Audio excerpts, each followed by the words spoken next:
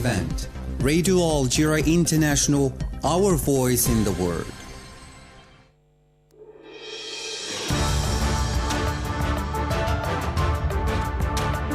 This is the English service of Radio Algeria International. It's time for the news. The President of the Republic, Abdelmajid Tebboune, has received the Executive Secretary of the Comprehensive Nuclear Test Ban Treaty Organization, Robert Floyd.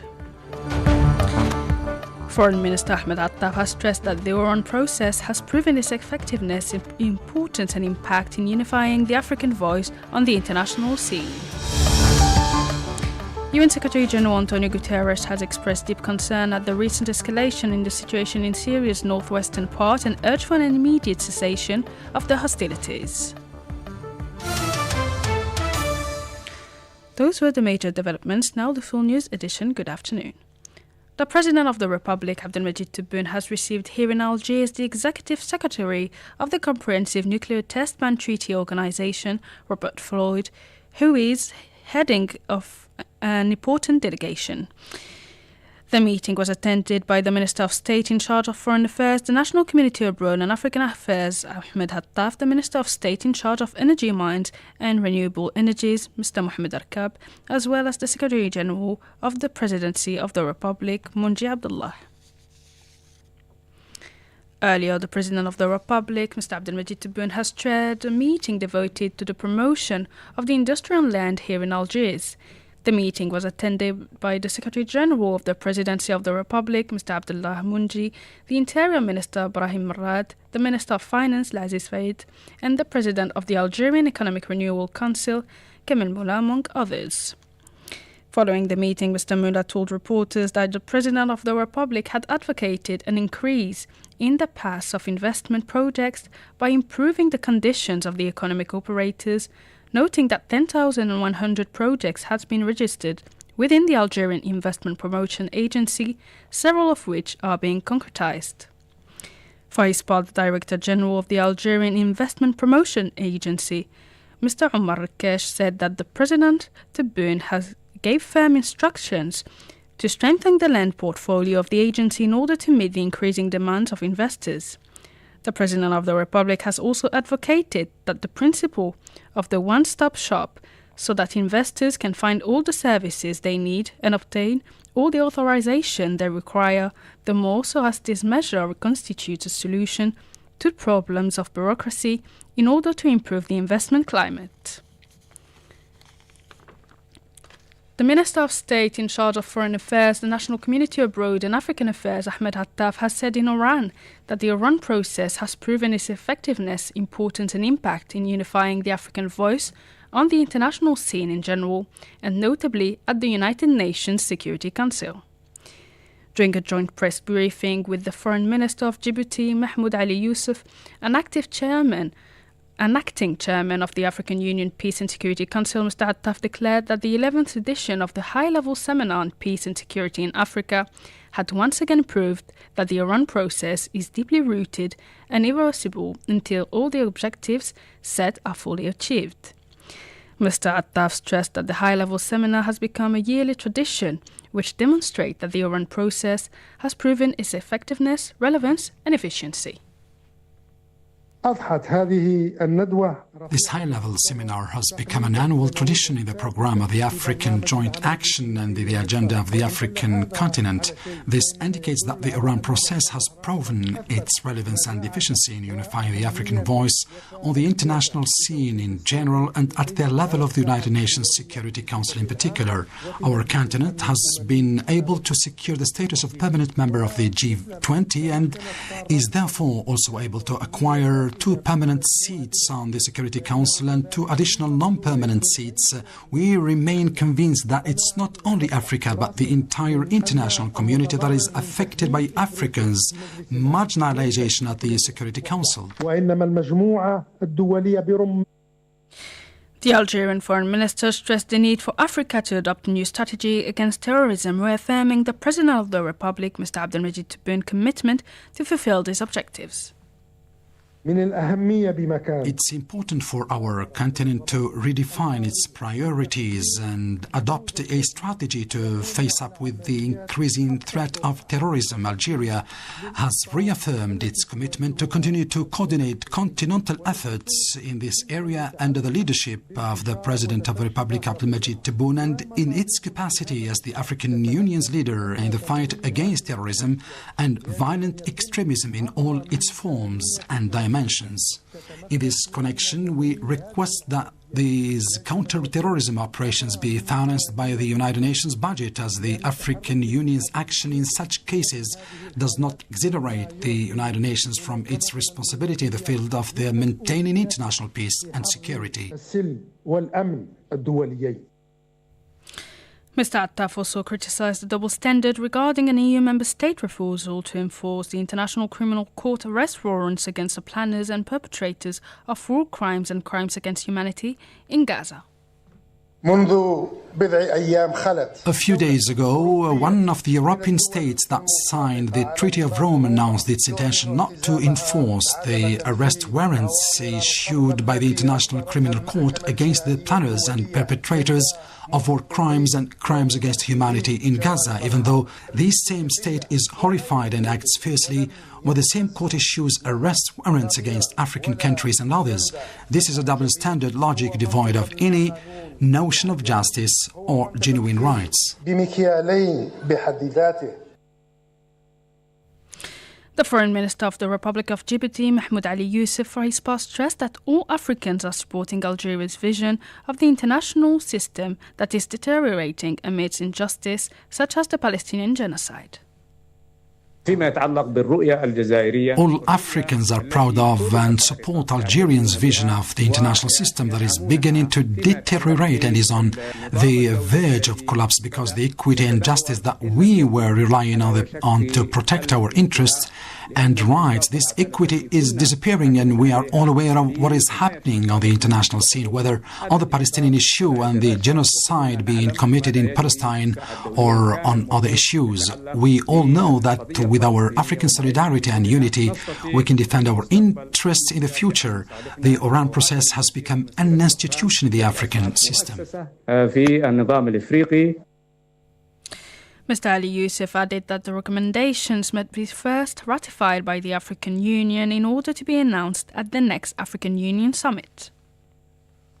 The Oran process is first and foremost a platform to exchange views, to come up with new ideas, proposals, insightful analysis on the challenges we are faced with as the continent. I think the recommendations and the conclusions of the forum will be enshrined in a final report. And that report will go to the Peace and Security Council, and the Peace and Security Council will endorse it. And once the Peace and Security Council endorse, all those final recommendations and conclusions, it is a policy organ, it becomes decisions. And those decisions have to be implemented, and we have the necessary mechanism on the continent level to implement those decisions, and we will work for it. Meanwhile, the EU Commissioner for Political Affairs, Peace and Security, Ambassador Monkole Adeoye, stressed that the Oran process has matured into a proud Pan-African mechanism of substance, collaboration and global consequence.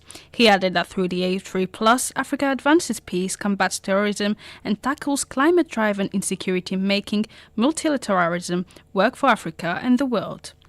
Our reporter Asia Bakar was in Oran. She's having more about the two-day meeting.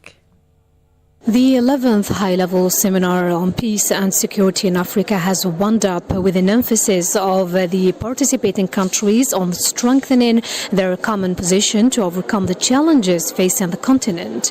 The seminar tackled the importance of raising Africa's voice at the international level, and at the UN Security Council in particular, African countries advocated for more representation at the UN Security Council by granting the continent 2 permanent seats and the right to the veto.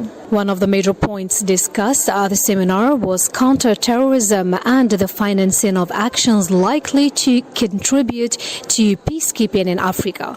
Participants also agreed on the importance of coordination among African countries to face up to the challenges besetting the continent, stressing that Africa's power lies in its unity. The Palestinian issue was also present at the seminar, and participants expressed support for the Palestinians in their current ordeal and for the Palestinian cause as a whole, being a just, fair and legitimate cause.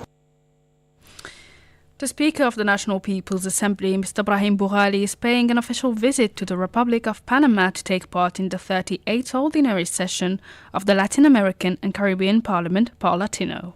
The visit, which coincides with the celebration of the 16th anniversary of the creation of the Par-Latino, is scheduled to last until Thursday in Panama City.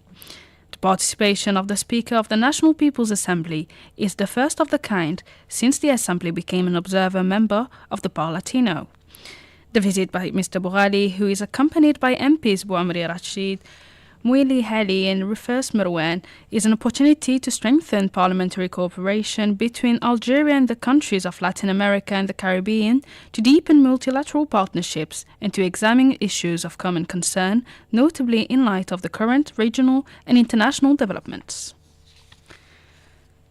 The Secretary of State to the Foreign Affairs Minister in charge of the National Community Abroad, Sofiane Shaib, has taken part in Cairo in the Ministerial Conference on the humanitarian situation in Gaza. In a communique issued, the Foreign Ministry said the meeting was an opportunity to reiterate Algeria's position in favour of an urgent international response to the humanitarian crisis besetting Gaza, insisting on the necessity of enforcing rapidly a ceasefire to facilitate the funneling of humanitarian aid. Algeria's firm commitment to support the Palestinian people and to defend its legitimate rights was also reiterated during the Cairo meeting. In this connection, Algeria reiterated its will to contribute to all efforts aimed at putting an end to the Israeli occupation of the Palestinian and Arab territories and allowing the Palestinian people to exercise their right to self-determination and to set up an independent state with occupied East Jerusalem as its capital. You're still listening to Radio Algeria International, and the UN Secretary General Antonio Guterres has expressed deep concern at the recent escalation in the situation in Syria's northwestern part and urged for an immediate cessation of the hostilities. The UN chief spokesman Stéphane Dujarric said that all the parties must do their utmost to protect the civilian population and infrastructure. The Secretary General is indeed alarmed by the recent escalation of violence across northwest Syria. He calls for an immediate cessation of hostilities, reminds all the parties of their obligation under international law, including international humanitarian law, and calls for an immediate return to the UN-facilitated political process in line with Security Council Resolution 2254. There are reports of civilian casualties, displacements of tens of thousands of people. All parties must do their utmost to protect civilians and civilian objects, including by allowing safe passage to civilians who are fleeing. Syria is already beset by one of the worst humanitarian crises in the world, as 7 million people have been displaced, whereas 16.7 million people are in need of humanitarian aid. The Norwegian Refugee Council has issued a report on the latest escalation in Syria, saying that another conflict would be blow for millions. It warned that with almost 17 million people already in need of humanitarian aid and thousands recently displaced from Lebanon, Syrians have had to grapple with desperate economic conditions. The Norwegian Refugee Council went on to say that the needs are immense, with people arriving at the shelters fearing for their lives and brought nothing to shield them from the winter cold. The organization called for guarantees to ensure the safety of humanitarians and civilians, adding that funding for humanitarian aid must be urgently pledged by donors. The US President Joe Biden has arrived in the capital of Angola, Luanda, for the first and only visit to the African continent in his term of office. Joe Biden promised to visit Africa in 2022. His trip is the first by an American president to the continent since 2015. Furthermore, never before has a head of state from the world's leading power visited Angola. That's it for our news bulletin. I invite you now to listen to a special program as Algeria, like the rest of the world, commemorated this weekend World AIDS Day 2024 under the theme Take the Rights Path, My Health, My Right. More on World AIDS Day in the following program by my colleague Majid Mila.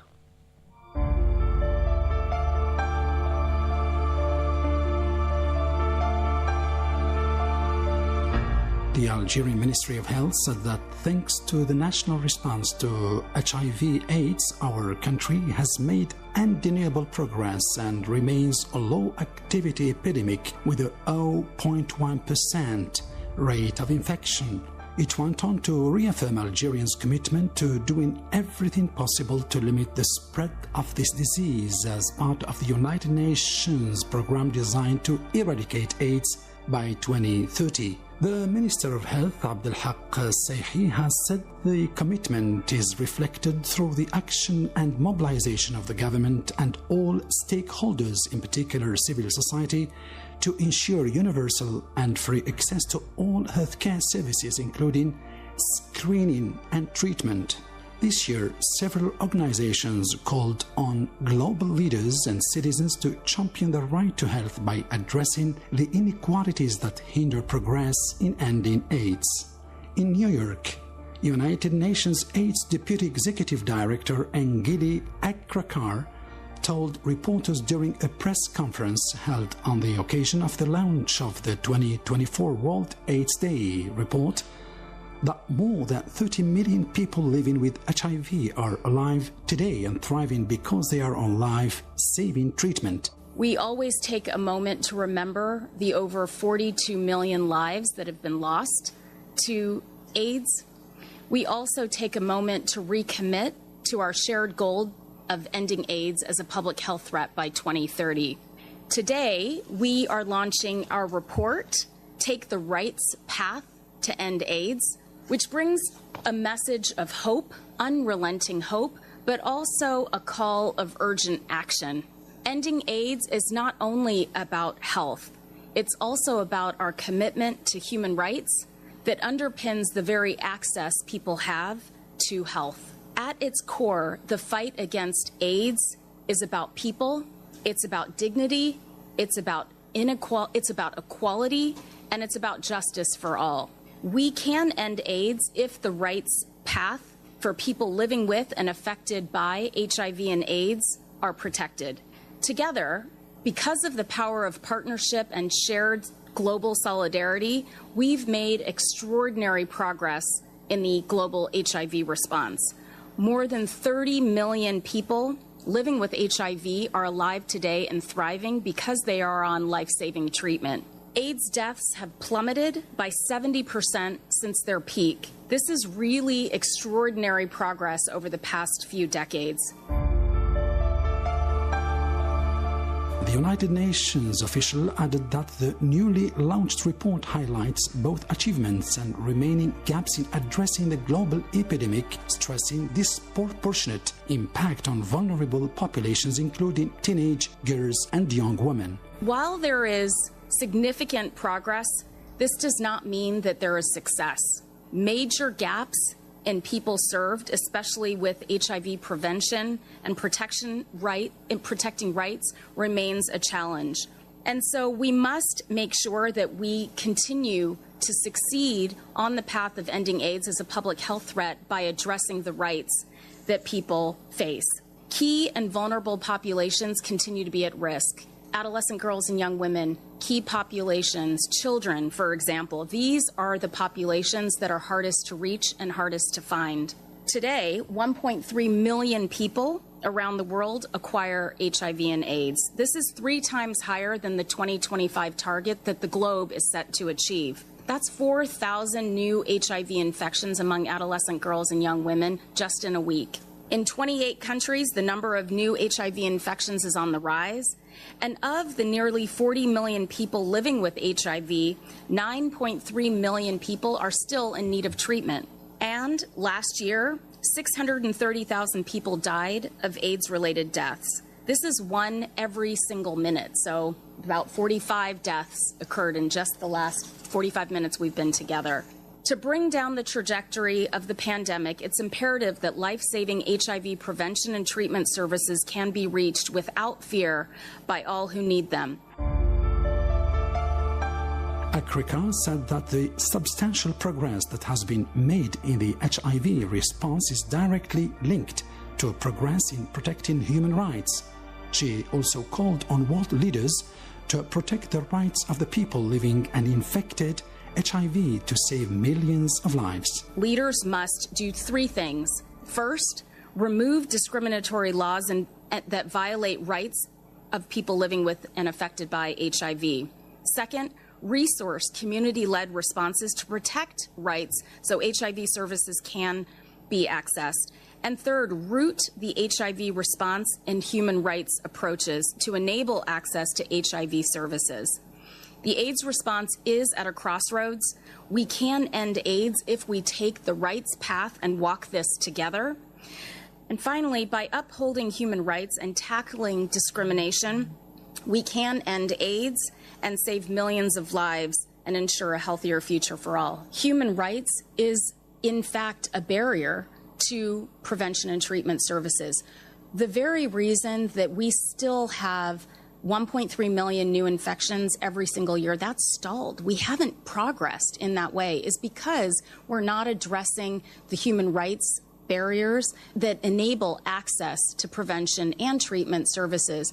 What we have to do is really make sure that countries are focusing on these 10-10-10 targets that we have in our current global AIDS strategy, that less than 10% of countries have discriminatory laws that enable access to people living with HIV to services, that less than 10% of people living with HIV experience stigma and discrimination, and that less than 10% of girls in key populations experience gender inequality and violence. If countries, together with communities, work together to really address these human rights barriers, only then will we be able to work to address the prevention of new infections and ensuring that those that have not been reached for treatment are in fact reached. The United Nations official spoke about the biomedical advances that gave birth to life-saving medicine and long-acting drugs aimed at preventing new HIV infections. She stressed that the drugs, which are 100% effective in reducing new infections, are not yet affordable by and available in a large number of countries. The biomedical advances, these innovations that have happened in the HIV response, are extraordinary. The interesting thing is that here we are in 2024, and I would say this is almost like the 1996 moment for us, where in 1996 we had antiretroviral treatments, something that was going to save people's lives. Today, now, in this year, we have access to long-acting injectable drugs that can prevent new infections. They are almost 100% effective at reducing new infections. Lenacapavir and other prevention, long-acting prevention modalities that now exist are incredible. It is the 1996 moment for prevention. The problem is that these prevention medications, these innovations, are not yet affordable, and they are not yet accessible to all the populations and the subpopulations in countries that need them. So together, UNAIDS, together with countries of the world and private sector, we're really working to make sure that we can drive those costs down so that more and more people who are in need can access those life-saving prevention technologies that now exist. So that is kind of what is in that is the almost amazing, game-changing moment we're in right now, and we have to make sure that we continue to press forward so we can bring this almost miracle medication out to the populations. World AIDS Day, observed annually on December 1st, put the spotlight on the ongoing fight against HIV. AIDS urges the world leaders to renew their commitment to ending the epidemic once and for all.